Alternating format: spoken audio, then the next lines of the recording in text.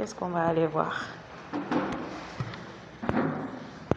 Est-ce que vous savez que le premier objectif de votre vie, parfois les gens me demandent que moi je cherche mon appel, je ne connais pas vraiment mon appel, je ne sais pas à quoi Dieu m'a appelé. Est-ce que Dieu m'a appelé à être prophète, apôtre, docteur, pasteur? Amen.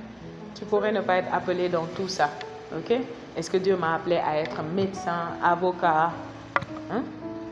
Et c'est important de se poser cette question, vous voyez, parce que vous avez été créé pour un but, pour un dessein. Vous n'avez pas été créé au hasard. Dieu ne s'est pas levé un beau jour, il était de bonne humeur, il a dit tiens, je vais créer Stéphane aujourd'hui. C'est pas comme ça. C'est un plan qu'il avait. Et il avait un temps fixé pour ce plan-là. Et le moment venu, tu es venu. Alléluia. Dis à quelqu'un, le moment venu, tu es venu. Amen. Dis-lui encore, tu n'étais pas un accident. Tu n'étais pas non plus le fruit du hasard. Alléluia. Amen. Le moment venu, tu es venu. Maintenant, quand on parle de à quoi est-ce que Dieu m'a appelé? Est-ce que je dois être ça, président, politicien, homme d'affaires et tout? Tout ça, c'est très bien, c'est très important. Mais le premier but, le premier objectif, le premier dessein pour lequel Dieu t'a créé, le premier objectif de ta vie, on va dire, ok? Arrêtons-nous là. Le premier objectif de ta vie, dis le premier objectif de ma vie, c'est de connaître Christ. Amen. C'est ça. C'est ça que Dieu attend de toi, premièrement. C'est que tu connaisses Christ, que tu connaisses le Seigneur. Amen. Jésus-Christ, que tu le connaisses personnellement. C'est ça le premier but pour lequel Dieu t'a créé.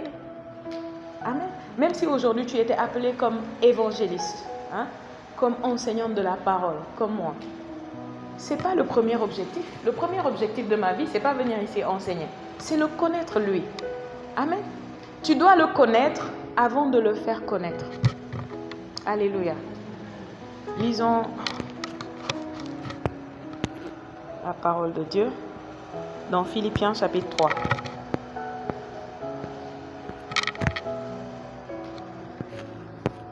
Verset 10.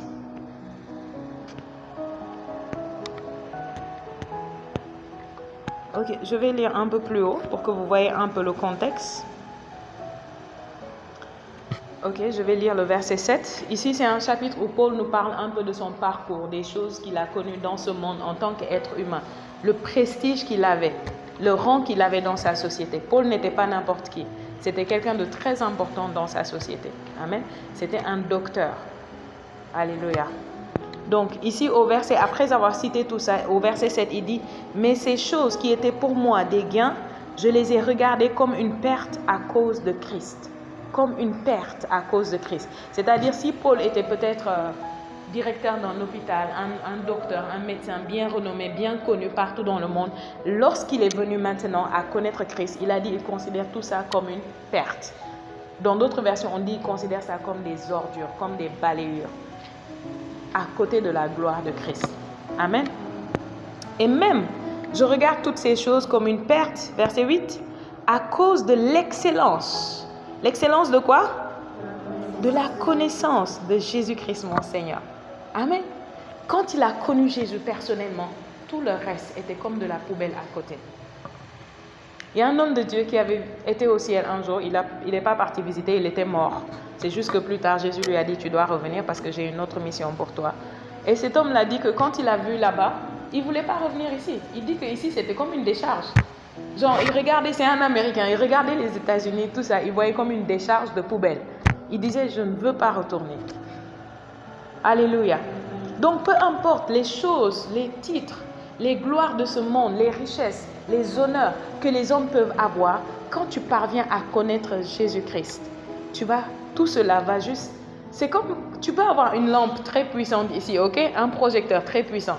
Mais le jour où le soleil va briller, ton projecteur n'aura plus de poids. Vrai ou faux? Ça n'aura plus de poids.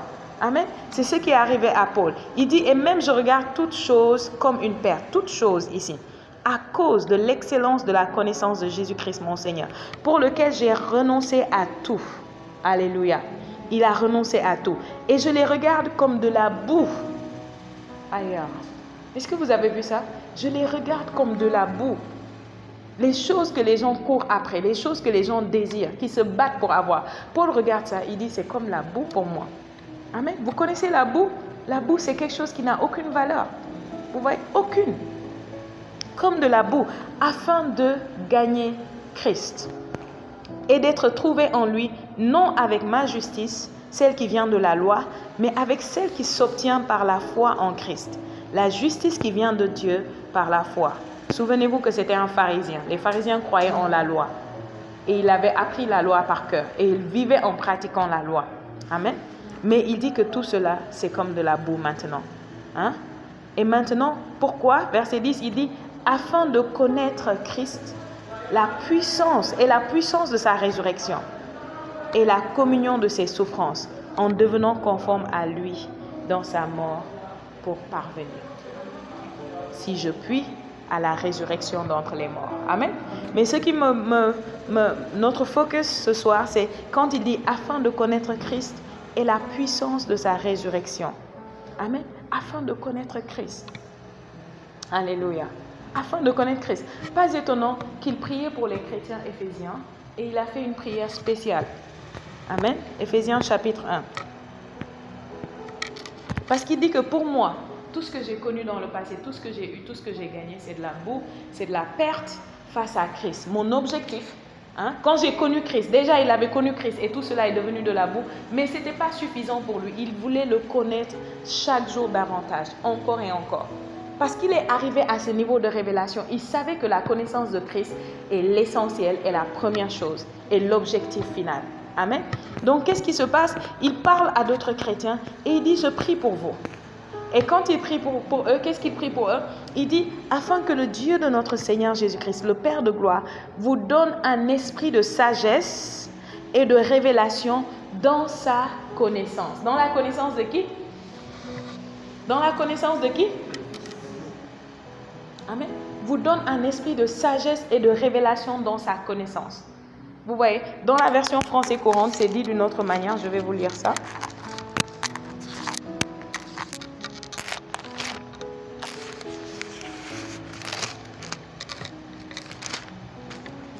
Il dit, et je demande au Dieu de notre Seigneur Jésus-Christ, au Père glorieux, de vous donner l'esprit de sagesse qui vous le révélera.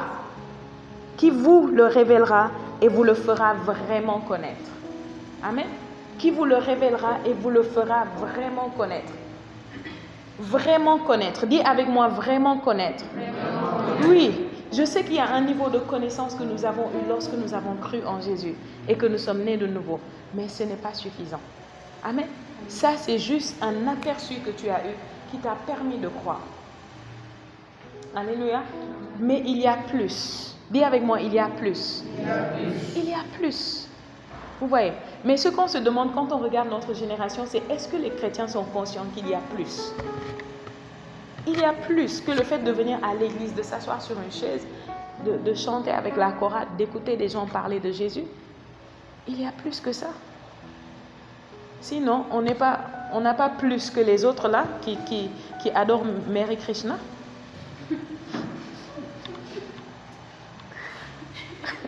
Amen. Oui. Il y a plein d'endroits religieux partout dans le monde où les gens vont, ils s'assemblent et ils adorent. Qu'est-ce qu'ils adorent? Je ne sais pas. Mais ils adorent. Vous voyez? Mais il y a bien plus dans le christianisme. Le Dieu en qui tu as cru est un Dieu vivant. Ce n'est pas un Dieu mort. La Bible nous dit que ce n'est pas un Dieu fait de main d'homme. Alléluia. C'est un Dieu vivant. Nous, on ne l'a pas fabriqué. C'est lui qui nous a fabriqués. Amen. Il est réel, il est vivant. Et il n'est pas intéressé par la religion. Il est intéressé par une relation. Pourquoi? Parce que l'objectif, le but pour lequel il t'a créé, premièrement, c'est que tu le connaisses lui. Et tu ne peux pas connaître quelqu'un sans la relation. Amen. La connaissance grandit avec la relation. Alléluia. Sans relation, il n'y a pas de connaissance. Et différents niveaux de connaissance déterminent différents niveaux de relation déterminent différents niveaux de connaissance. Alléluia. Oui. Vous tous qui êtes ici, vous ne me connaissez pas au même niveau.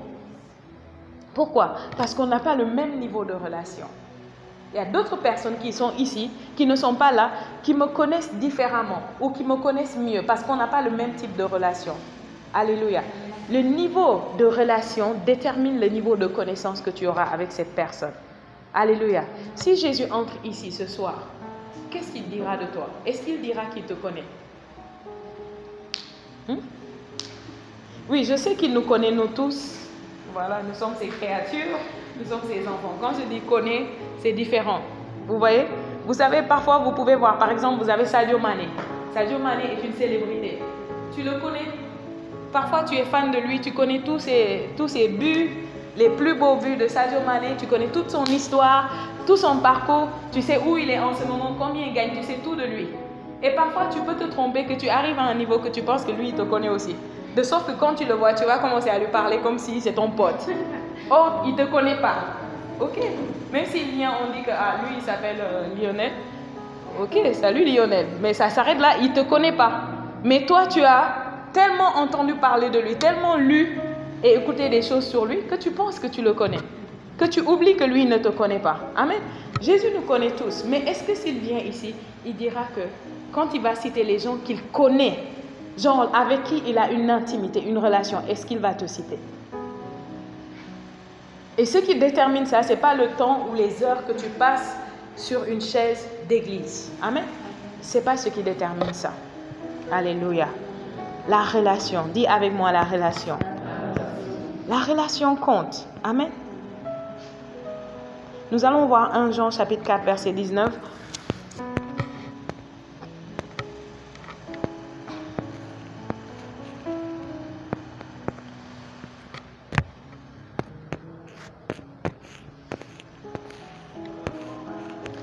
Jean chapitre 4 verset 19 dit: pour nous, nous l'aimons parce qu'il nous a aimés le premier. Amen.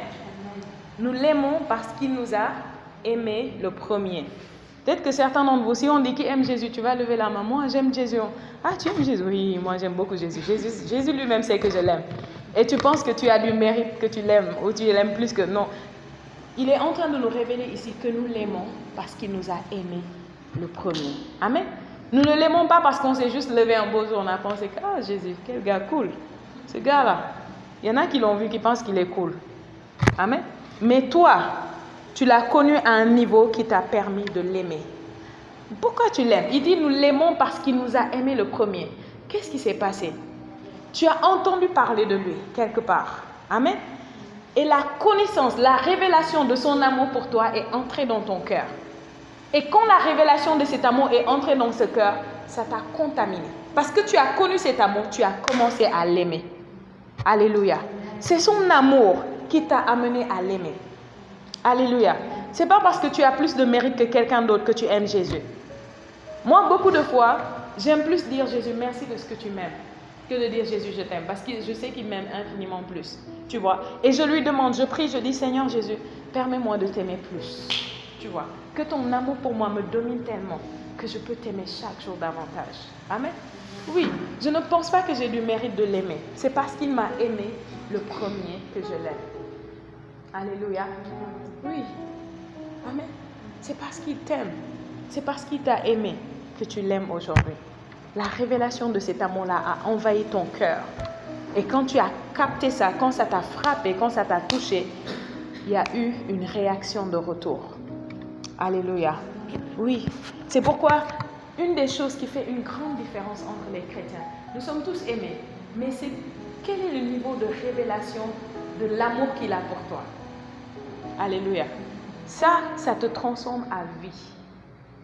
Plus tu es conscient de son amour pour toi, plus tu seras différent. Oui. Un être aimé et qui sait qu'il est aimé ne se compare pas de la même manière qu'un être aimé qui ne sait pas qu'il est aimé. Vrai ou faux? Oui, tu peux avoir 2 enfants. L'un des enfants sait que tu l'aimes. Il ne se comporte pas pareil. L'autre enfant, il pense tout le temps que maman ne m'aime pas. Elle me déteste. Peut-être même elle m'a adopté. L'enfant là ne se comportera pas de la même manière. Alléluia. Mais qu'est-ce qui va déterminer la compréhension ou la conscience de l'amour du Maître pour toi?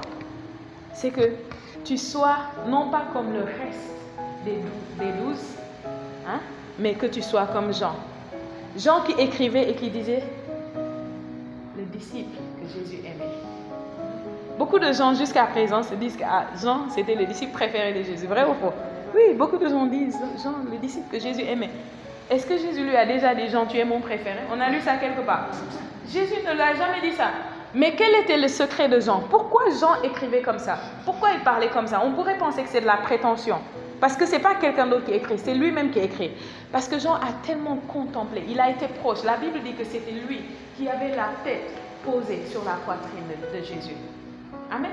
Il avait la tête posée sur la poitrine de Jésus. Jean avait une relation, il avait une intimité. Au point où quand les autres voulaient poser des questions parfois, ils n'osaient pas. Il disait, Jean, vas-y, demande-lui toi. Oui. Lorsqu'il a dit, l'un de vous, les 12, est un diable, il me trahira. Ils ont commencé à se dire c'est qui. Ils chuchotaient, murmuraient entre eux. Finalement, Pierre, Simon a dit que toi, demande-lui. Pourquoi? Parce qu'il était assuré. Il était conscient de l'amour du Maître pour lui. Les autres n'étaient pas trop conscients. Ils n'étaient pas sûrs. Parce qu'il faut savoir une chose, Jésus était amour, mais il était aussi sévère. C'était un homme plein d'autorité. Vous voyez? Et le problème, c'est que beaucoup de gens ne savent pas que l'amour va avec l'autorité. Donc, ils vont penser qu'on ne les aime pas parce que l'autorité se manifeste. Vous voyez? Mais Jean avait sa tête posée sur la poitrine du Maître. Alléluia.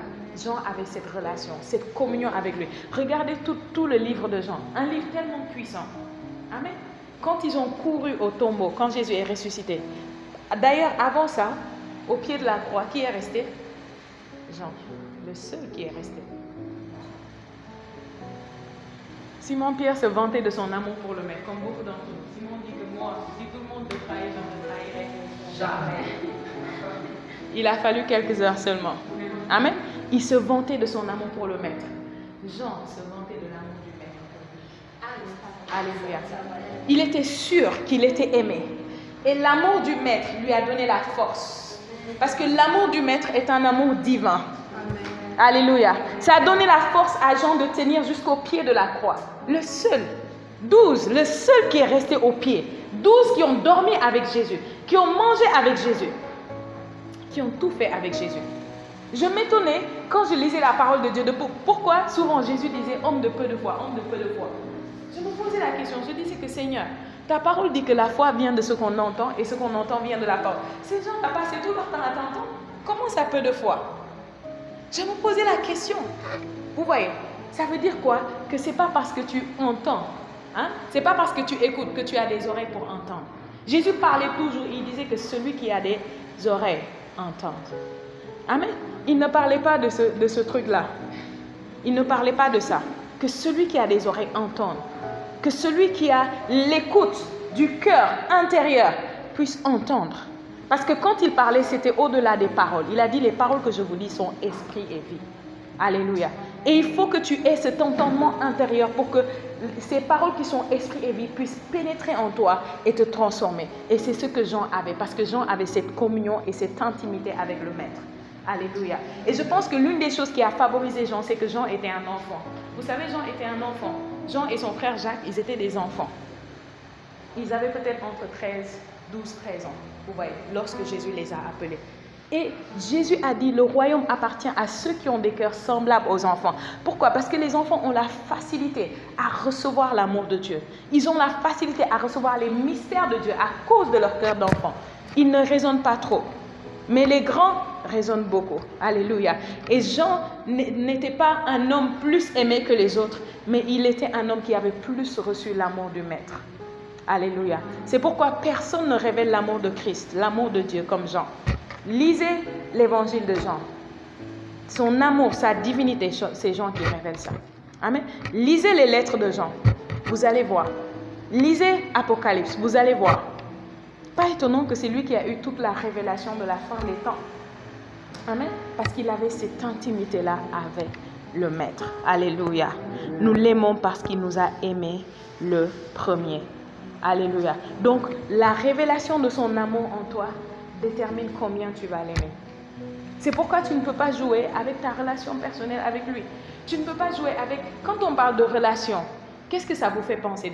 Quand on dit relation, quel est le premier mot qui vient à votre esprit? Intimité. Ok, quoi d'autre? Quand on dit intimité, quel est le premier mot qui vient à ton esprit? Parler. Ok, il y a un autre mot que j'attends. C'est vrai, c'est tout ce que vous avez dit. Quand on parle d'intimité ou relation, il y a un mot clé qui est là. Quel est le mot clé? Communion. Ok, tout ça revient au même. Je vais vous dire le mot. Oui, tout ça c'est le fruit en fait. Ça c'est le fruit, ok, de la relation. Mais le premier mot, pour moi, un mot clé, quand on parle de relation ou d'intimité, le mot clé, tu sais c'est quoi? Le temps. Oui. Parce que je ne peux pas dire on a une relation, toi et moi, si on ne passe pas du temps ensemble. S'il n'y a pas de temps passé ensemble, il n'y a pas de relation. Laisse tomber, c'est inexistant. Même vous pouvez avoir eu ça sur les papiers. Il y a des gens qui sont mariés. Avec leur mari, il y a le papier certificat, nous sommes mariés et tout, mais il n'y a rien. Il n'y a pas de relation. Pourquoi? Parce qu'ils ne passent jamais du temps ensemble. Jamais. Du coup, quand les choses ne vont pas dans la vie de la femme, le mari entend ça dehors. Les secrets du mari, il les confie à quelqu'un d'autre dehors. Pourquoi? Parce qu'il y a peut-être la signature, mais il n'y a pas de relation. Et pourquoi il n'y a pas de relation? Parce qu'il n'y a pas de don de temps. Amen. Le don de temps. Lorsque tu donnes du temps, tu donnes de toi-même. Alléluia. Oui, lorsque tu donnes du temps, tu donnes du toi-même. Est-ce que tu sais que quand tu vas travailler dans un endroit, une entreprise, et on te prend pour le mois et on te dit que, ok, à la fin du mois, on va te donner 200 000. C'est que la fin du mois, les 30 jours là, ce que tu viens de faire, c'est que tu as vendu 30 jours de ton temps que tu ne vas jamais retrouver pour 200 000 francs. Tu as vendu de toi-même. Amen. Tu ne vas jamais, au plus grand jamais, retrouver les 30 jours du mois de mai 2022. Vrai ou faux? Jamais. Tu les as vendus pour 200 000. Alléluia. Parce que tu as compté que donner ton temps et ton travail, c'est comme donner de ton sang en fait. C'est ta vie que tu donnes comme ça. C'est ta vie qui s'écoule. Parce que tu as un temps déterminé pour mener une vie qui glorifie Dieu. Et tu es en train de tu as ton truc là et tu verses. Tu es en train de verser quelque chose qui part et qui ne reviendra plus jamais. Alléluia. Donc quand tu donnes du temps, c'est ta vie que tu donnes en fait. Alléluia. Oui. Et c'est ce qui se passe lorsque tu donnes du temps à Christ, lorsque tu lui donnes du temps pour le connaître. Amen. Dieu ne va pas se révéler à toi si tu passes 5 minutes par jour avec lui. Alléluia. Dieu ne va pas se révéler à toi si les seuls moments que tu pries, c'est quand on dit midi, prière. Clique sur le lien. Tu mets même le mute, tu ne pries pas. Pendant tout ce temps, pendant que les autres sont en train de prier, toi tu es en train de faire autre chose. Quand ça finit, ok, c'est fini. Le seul temps que tu as pour prier même, pour parler à Christ, c'était ça. Et même ça, tu n'as pas profité. Amen. Dieu ne va jamais se révéler à toi. Amen. Il a dit, vous me chercherez et vous me trouverez si vous me cherchez de tout votre cœur. N'oubliez jamais cette parole, c'est dans Jérémie. Amen. Vous me chercherez et vous me trouverez. Il ne s'est pas arrêté là. Il aurait pu dire, vous me chercherez et vous me trouverez. Il ne s'est pas arrêté là. Il a dit, vous me chercherez et vous me trouverez si vous me cherchez de tout votre cœur.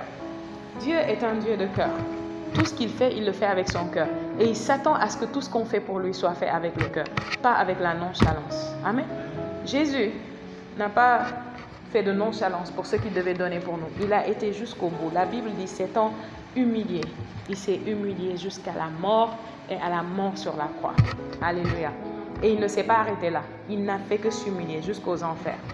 Amen. Donc, il n'a pas pris à la légère ce qu'il devait faire pour nous. Alléluia. Donc, tu prends les choses de Dieu à la légère, ta relation avec lui, tu passeras à côté de l'objectif premier de ta vie qui est de le connaître. Parce que si tu ne le connais pas, tu ne connaîtras même pas le reste. Par exemple, le deuxième objectif de ta vie. Tu ne connaîtras pas. Alléluia. Parce que l'objectif de le connaître, c'est que plus tu le connais en le contemplant. Ok? Tu le contemples à travers les Écritures, à travers la prière, la communion avec lui, à travers l'écoute. Vous voyez, beaucoup de fois quand nous prions, nous parlons plus que nous n'écoutons. Mais écouter fait partie de la prière. Amen. À travers le temps que tu lui consacres. La plupart des chrétiens passent plus de temps à parler avec les hommes qu'à parler avec Dieu. Et tu ne peux pas le connaître comme ça. C'est la personne avec laquelle tu devrais passer plus de temps au monde. Amen. Plus de temps. Alléluia. Et Dieu nous a créés pour l'adorer. Dieu nous a créés pour l'aimer lui. Alléluia. Ça veut dire que si vous ne l'adorez pas, vous êtes en train d'adorer quelque chose d'autre ou quelqu'un d'autre. Amen. Vous savez, lorsqu'on parle d'idolâtrie, parfois les gens vont penser aux statuettes, aux choses comme ça. Mais le monde d'aujourd'hui, il y a beaucoup plus d'idolâtrie que jamais auparavant. Pourtant, au temps d'avant, l'idolâtrie était tellement là. Les gens avaient des statues, les dieux, 10 000 dieux dans une maison. Aujourd'hui, il n'y a peut-être pas des statues dans nos maisons, mais il y a beaucoup d'idolâtrie, plus que jamais auparavant. Amen. Nous avons été créés pour lui. Nous avons été faits pour l'adorer. Amen. Vous pouvez avoir un autre Dieu sans le savoir. Comment vous saurez que ça, c'est votre Dieu? C'est peut-être celui ou celle avec qui vous passez plus de temps que lui, que personne. Amen. Oui, les gens ont des idoles aujourd'hui. Votre idole peut être une chose comme la nourriture. Paul parle des gens qui ont leur ventre comme Dieu. Voilà, ce n'est pas la nourriture leur Dieu, c'est leur ventre. C'est leur ventre qui les dirige et qui les contrôle. S'ils ont faim, ils ne peuvent plus rien faire. Ils ne peuvent pas tenir debout. Laisse tomber, peu importe ce que tu leur demandes, ils ne seront pas concentrés dedans. S'ils ont faim, ils doivent tout faire, absolument tout, pour régler ça maintenant. Amen. Il y a d'autres personnes, leurs idoles, c'est Facebook, c'est Instagram ou c'est les réseaux sociaux. Vous voyez. D'autres personnes, leurs idoles, c'est leur femme ou leur mari ou leurs enfants. Vous voyez. D'autres, c'est le sexe. Il y a plein de choses qui sont des idoles dans ce monde. Et que beaucoup de chrétiens sont en train d'adorer en pensant qu'ils sont des chrétiens. Mais ils ne sont pas des chrétiens. Alléluia. Certains sont des TikTokers. Amen. Alléluia. Oui, parce que TikTok est devenu le Dieu qu'ils adorent. Parce que si tu ne le mets pas à ta place, tu vas toujours sentir ce creux et ce vide. Et tu vas toujours chercher autre chose pour combler ça. Amen. Fais le test. Peut-être que tu es là, tu te retrouves dans l'une des choses que j'ai dites. Pourquoi pas essayer de te priver de cette chose et que chaque fois que tu as envie de cette chose maintenant, tourne-toi vers Christ, tourne-toi vers la parole. Prends la parole, commence à la manger, à la méditer. Commence à parler à Dieu. Jusqu'à ce que tu sentes que tu es rassasié. Ok? Ça peut être n'importe quoi, mais jusqu'à ce que tu sentes peut-être, ça peut être, personne ne fume ici, je sais, mais ça peut être partir de la cigarette. Une personne qui, chaque fois qu'elle est nerveuse ou chaque fois qu'elle se réveille, elle s'ennuie. Laisse la cigarette et va passer du temps avec Dieu. Tu seras étonné que le temps... Il y a un homme de Dieu qui a dit, si notre génération, et ça c'était il y a longtemps, je pense que c'était peut-être dans les années 90, je ne sais pas, mais c'est un homme de Dieu qui n'est plus de ce monde. Il avait dit dans une vidéo, il a dit, je vais vous donner le secret si vous voulez devenir un géant spirituel. Il a dit, si vous voulez devenir un géant spirituel, prenez le temps que vous passez devant la télévision. C'était à l'époque. Hein. Aujourd'hui, je sais que les gens ne sont pas devant la télévision. On a tous notre télévision ici. OK? Voilà. Il dit, prenez le temps que vous passez devant la télévision et passez ça avec la parole de Dieu. Et passez ça dans la prière. Il dit, je vous garantis que vous allez devenir un géant spirituel. Alléluia. Chacun d'entre vous, maintenant, vous pouvez savoir c'est quoi votre télévision. Amen. Mais notre but, notre objectif, c'est de le connaître et de le connaître lui seul. Il y a une autre personne qu'on a vue dans la Bible qui l'a tellement connue. Nous avons parlé de Jean qui était à la poitrine du Maître tout le temps. Mais il y a Marie qui était au pied du Maître. Vous vous rappelez de Marie? Oui. Marie, la sœur de Marthe. Marthe s'agitait à travailler, à faire des choses. Comme quoi, elle voulait faire ça pour Jésus. Comme quoi, tu peux même être occupé pour Dieu. Tu peux être toujours à l'église. Toujours, tu sers. Toujours, tu fais tout dans l'église. Mais tu es occupé pour lui. Tu n'es pas occupé avec lui. Marie a choisi d'être au pied du Maître. Marie était occupée avec lui. En fait, je dois vous dire quelque chose même de dangereux. Quand tu arrives à un niveau où tu vois que tu es trop occupé pour lui et pas assez avec lui, arrête d'abord l'occupation pour lui. Pourquoi tu vas arrêter? Parce que la Bible nous enseigne que tu ne veux pas travailler en vain. Oui. Un jour, il doit te récompenser pour ce travail. Mais il y a une manière que si tu travailles, ce sera un travail en vain. Tu auras perdu ton temps, ton énergie. Le jour où il devra te récompenser, il va te montrer que ton travail n'avait pas de valeur pour lui. Pourquoi? Parce que ton travail n'était pas un fruit de l'intimité. C'était quelque chose que tu forçais dehors. Tu voulais le servir et tu disais, ah Seigneur, j'ai pas le temps. Ce que je vous dis là, ça arrive à tout le monde. Homme de Dieu, femme de Dieu, tout le monde. Pasteur, peu importe. C'est un piège que beaucoup de gens tombent s'ils ne font pas attention. Moi, quand je commence à voir que je me retire parce que je ne veux pas travailler en vain. Alléluia. Et je sais que le premier objectif de ma vie, c'est pas de lui gagner des âmes. Amen. La Bible nous enseigne une chose dans 2 Corinthiens 3, versets 1 à 3. Il dit que nous sommes les épîtres de Christ. Épîtres, dis avec moi, épîtres. Ça veut dire que nous sommes comme des lettres. Ok? Nous sommes comme des brochures. Alléluia.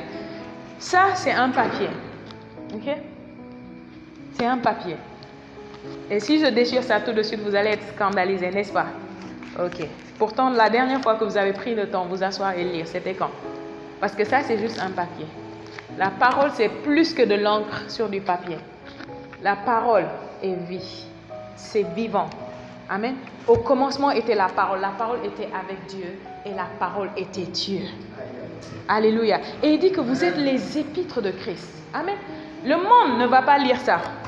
Vrai ou faux? Le monde ne va pas lire ça. Mais le monde va vous lire.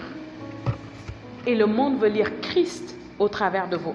L'objectif de Dieu, c'est que le monde lise Christ en vous. Parce que le monde ne viendra jamais lire la Bible.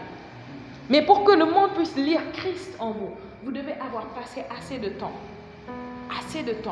pour le connaître.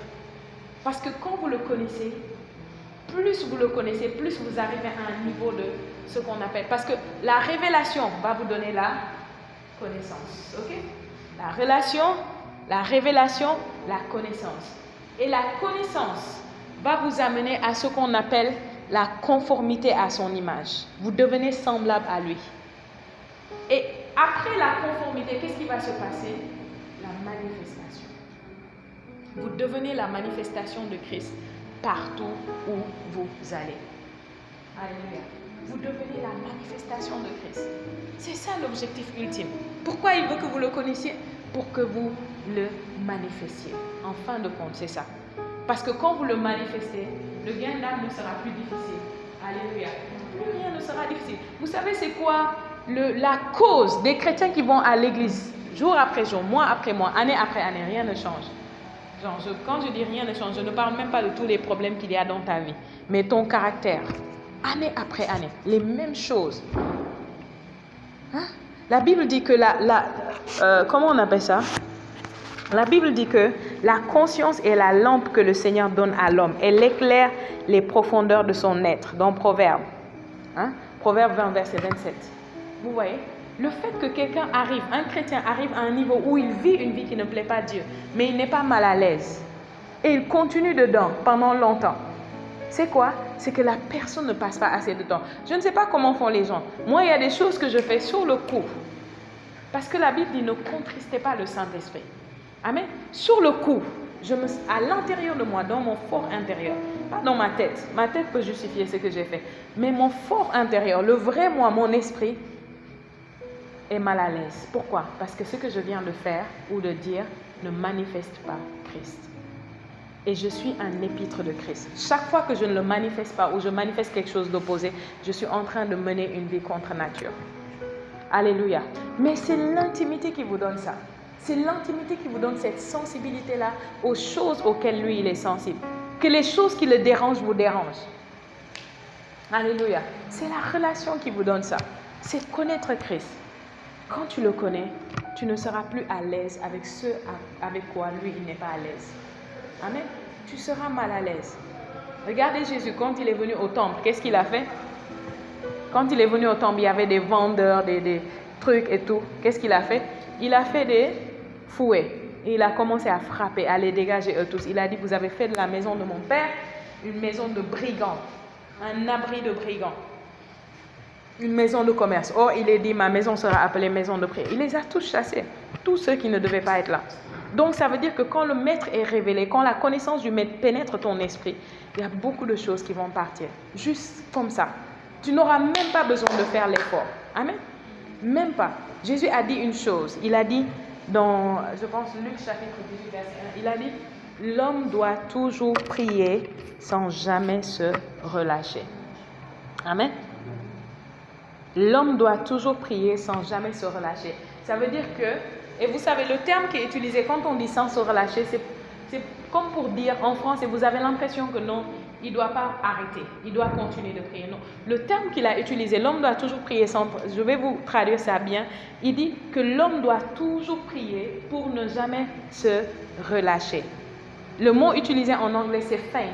Faint, ça veut dire comme s'évanouir, comme faiblir, perdre des forces. C'est ce que le mot veut dire. Men ought always to pray without faint. Donc, tu dois toujours prier pour ne pas faiblir. Donc, la conséquence de ne pas prier assez, c'est quoi? Faiblir. Pour ne pas faiblir, tu dois toujours prier. Pourquoi? Parce que quand tu pries, tu communies avec lui, il y a un transfert de force. Lui, il est le plus fort. Amen. L'intimité te donne la force de tenir au pied de la croix comme Jean. Alléluia. L'intimité te donne la sensibilité de Marie qui était à ses pieds. Au point où le Saint-Esprit a dit, c'est le moment, va prendre, vends tes économies, achète le parfum et va le verser sur lui. Oint son corps parce que les autres ne sont pas assez sensibles pour le faire. Les femmes qui devaient le faire sont venues lorsque Jésus était déjà ressuscité. C'était trop tard. Elles n'ont pas eu la sensibilité. Marie n'était peut-être pas la seule à qui le Saint-Esprit a parlé, mais c'est elle qui a eu la sensibilité. Et regardez les autres. Ils étaient en train de se plaindre. Ils disaient que comment elle prend un parfum aussi cher et le déverse sur lui. On aurait pu le vendre et distribuer l'argent aux pauvres. Et Jean nous dit que c'est Judas qui disait ça. Les autres évangiles nous disent, ils parlaient tous. Jean nous précise que c'est Judas qui était l'instigateur de ce mouvement-là. Et il dit qu'il ne disait pas ça parce qu'il se souciait des pauvres, mais parce qu'il était un voleur. Alléluia. Pourquoi? Parce que Jean était de la même espèce que Marie. Les gens de l'intimité, les gens de la communion, les gens qui ont connu le Maître. Alléluia. Paul a dit, je veux le connaître et le connaître lui seul. Alléluia. Donc ce mois de juin, c'est ton temps, c'est ta saison. Amen. Le Maître t'appelle sur sa poitrine. Le Maître t'appelle à ses pieds. Tu peux choisir de continuer à vivre comme un homme ordinaire, ok? À courir après les choses de ce monde. Tu cours après les choses de ce monde comme les gens ordinaires courent après les choses de ce monde, en pensant que non, si je ne travaille pas, je ne vais pas manger. On ne t'a pas dit de ne pas travailler, ok? Parfois, tu vas te dire que non, si je passe assez de temps à prier toutes les choses que j'ai à faire, tu te trompes. Lorsque tu passes assez de temps avec lui, il va t'impartir sa sagesse. Et sa sagesse te permettra de gérer les choses et de mettre chaque chose à sa place. Te permettra de donner le temps qu'il faut pour chaque chose et de ne pas excéder le temps qu'il faut. Parce que parfois, tu perds du temps. Tu perds 6 heures, 8 heures sur une chose, ou même une semaine, sur une chose que le Saint-Esprit peut te donner sa sagesse et en 1 minute, c'est fait. Amen. Oui, il va t'impartir sa sagesse. Regardez le Maître lui-même, le Seigneur Jésus. Il était le Fils de Dieu. Il était Dieu lui-même. Mais regardez sa vie. La Bible dit qu'il se levait avant tout le monde, pendant qu'il faisait encore nuit noire. Amen. Dans certaines versions, on nous dit à la 4e veille de la nuit. La 4e veille de la nuit, c'est 3 heures du matin. Parce que les Juifs comptent les veilles de la nuit à partir de 18 heures. De 18 heures à 21 heures, c'est la première veille. De 21 heures à 24 heures, c'est la deuxième veille. Vous voyez. De 24 heures à 3 heures, c'est la 3e veille. Donc, on disait à la 3e veille de la nuit, il se levait. 3 heures du matin, il se levait, il allait prier. Jusqu'à ce que les autres se réveillent, qui font la grâce matinée. Oui, certains, je parlais d'idolâtrie. Certains, leurs idoles, c'est le sommeil. Amen. Et c'est pas mal d'échanger quelques heures de sommeil avec l'intimité avec le Maître. Alléluia. Oui, l'intimité avec le Maître. D'autres fois, la Bible nous dit qu'il passait toute la nuit. Donc, il y a des fois où il dormait, il se réveillait tôt. Il y a des fois où il passait toute la nuit. Et plus les choses qu'il avait à faire étaient importantes, plus il passait du temps. Et quand il venait, vous voyez toujours les résultats, vrai ou faux? Oui, sa communion avec Dieu se déteignait sur les résultats qu'il avait. Vous vous rappelez le jour où les autres ont essayé de chasser un démon? Ça n'a pas marché. Lui, quand il est venu, ça a marché. Qu'est-ce qui s'est passé? Sur la montagne, il a reçu une impartition spéciale. Alléluia. Levez-vous, on va terminer avec ça parce qu'on va prier. Amen. Sur la montagne, il a reçu une impartition spéciale. En bas, il y avait un enfant que lorsque les démons le prenaient, les démons le jetaient parfois dans l'eau, parfois dans le feu. Et sur la montagne, il a rencontré 2 grands prophètes, 2 hommes spéciaux. Amen. Moïse, un prophète qui avait la domination sur les eaux, qui avait fendu la mer en 2. Alléluia. Et Élie, un prophète qui avait la capacité d'appeler le feu du ciel et le feu descendait. Lorsqu'il a rencontré ces 2-là, il a reçu une impartition spéciale. Descendu au bas de la montagne, il a rencontré un cas qui avait affaire avec l'eau et le feu. Et il a vaincu. Alléluia. lui, sur la montagne, Dieu te prépare pour le futur. Sur la montagne, au sommet, Dieu te prépare pour ce qu'il y a au bas de la montagne. Parce que tu ne connais pas toujours ce qui t'attend au bas de la montagne. Mais quand tu passes le temps avec lui, parce qu'il connaît le futur, il a dit, le Saint-Esprit vous annoncera les choses à venir parce qu'il connaît le futur. Il va t'impartir, te donner la force et la capacité nécessaire pour ce qui t'attend là-bas. Alléluia. Je veux que tu commences à prier. On va passer quelques minutes à prier. C'est le mois de la prière. Amen. Je veux que tu pries et que ton sujet de prière soit, Seigneur, je veux te connaître. Je veux te connaître personnellement. Je veux avoir une relation personnelle avec toi. Pasteur nous a appris il y a quelques jours avec la Rhapsodie à propos de la grâce. Tu dis, Seigneur, je reçois plus de grâce pour communier avec toi. Plus de grâce pour prier. Plus de grâce pour méditer la parole. Plus de grâce pour te consacrer du temps. Oh, shekelebo satayamanda. Brebo sikelebra hasata durabashante. Riba shanta libo shatayama. Brebo sonta liba kashante libo suntaya. Riba bashante libo sonta karabaye. Rebo shekelebo sunta karabaya. Rezikra durabashanda libo suntaya. Reba basante libo shike. Ribo sekara kusamante kila broshia. Mande libo shekebaya. Manda brabashanta libo sunte. Manda durabashanta libo suntaya. Manda durabashanta libo sunta kaya. O riba baba bashanda libo sunta kaya. Manda bashanta libo sunta kaya. Mande bobo shikara bade. Reza durabashanta. Rezo bakata broshia. Ria sunta kila bashanta. Lebo sunta liba kashante le. O raba mama bashako rabaye. Riba bashanda libo sunta kaya. Mande durabashanta libo shete. Ibra baba bashanta libo sunta kaya. Mara bashete libo sunta. O riba baba bashanta libo sunta kaya. O reba basheke libo sataya. Riba bashanda libo sukaya. Reze kibra bashanda libo sunta kaya basekete. Riba mama bashanta baya. Rezo prakata brasha kibra haze. Rezo taliba rabashanda libo sunte. Alléluia. Oh, Shama Mama Sekete. Père, au nom de Jésus, je prie pour tes enfants ce soir. Je libère une grâce accrue pour la prière. Je libère une grâce accrue pour la faim et la soif de la communion avec toi, de la présence manifeste de Dieu. Père, je libère une grâce accrue pour la communion avec la parole de Dieu, Papa. Au nom de Jésus, je chasse tout esprit de paresse qui t'empêche de consacrer du temps à Dieu. Je chasse tout esprit de distraction. Au nom de Jésus, je fais taire la voix de l'ennemi qui t'accuse et qui t'empêche d'aller passer du temps avec Dieu. Au nom de Jésus, tout blocage, toute limitation tombe maintenant au nom de Jésus. Tout ce qui pouvait t'empêcher de te consacrer à lui, de lui donner du temps, de lui accorder ton attention, est ôté de ta route maintenant au nom de Jésus. Vous êtes déliés et détachés. Vous êtes libres au nom de Jésus. Maintenant, vous allez vers lui. Vous allez vers le trône de la grâce avec assurance. Avec assurance. Et le Saint-Esprit va vous garder à ses pieds. Et le Saint-Esprit va vous garder sur sa poitrine. Au nom de Jésus. Il va vous donner de la grâce de le chercher et de le chercher de tout votre cœur.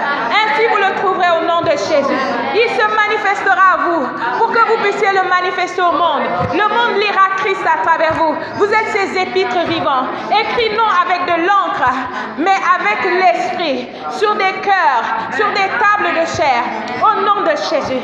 Oh, Shatabaya Sekete. Merci, Père. Merci pour tes enfants ce soir. Ils sont équipés. Oh, Ramashekete. L'esprit de prière tombe sur vous maintenant au nom de Jésus. L'esprit de prière vous revêt maintenant au nom de Jésus.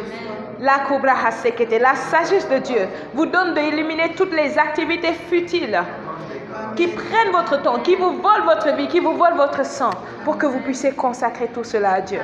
Au nom de Jésus. Vous ne serez pas distraits. Vous ne serez pas de cette génération distraite. Vous ne serez pas de cette génération tête baissée, mais vous serez de cette génération tête levée, regardant le Maître, contemplant le Maître continuellement, étant transfiguré de gloire en gloire. Au nom de Jésus. Merci Père.